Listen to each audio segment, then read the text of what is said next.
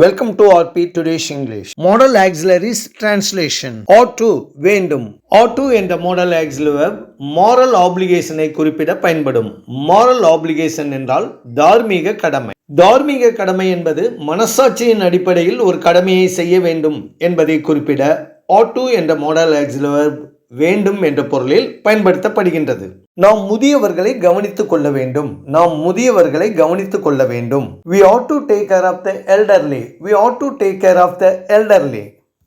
நாம் ஏழைகளுக்கு உதவ வேண்டும். We ought to help the poor. நாம் சுற்றுச்சூழலை பாதுகாக்க வேண்டும். We ought to protect